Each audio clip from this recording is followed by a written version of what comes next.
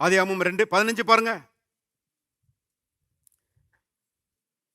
தேவனாகிய கர்த்தர் மனுஷனை ஏதேன் தோட்டத்தில் அழைத்து கொண்டு வந்து அதை பண்படுத்தவும் காக்கவும் வைத்தார். பாருங்க, கர்த்தர் ஒரு பொறுப்பை கொடுக்கிறாருங்க.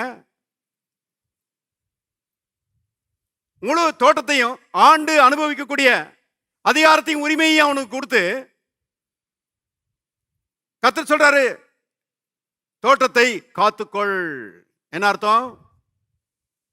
ஒருத்தன் இருக்கிறான், ஒரு அந்நிய சக்தி ஒருத்தன் இருக்கிறான்,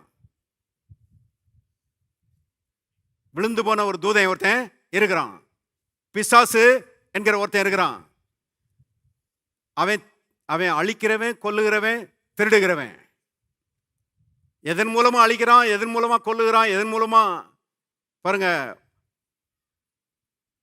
ஒன்றும் இல்லாம ஆகுறான்னு கேட்டீங்கன்னா, வியாதியின் மூலமா, வியாதியை பயன்படுத்துறான்.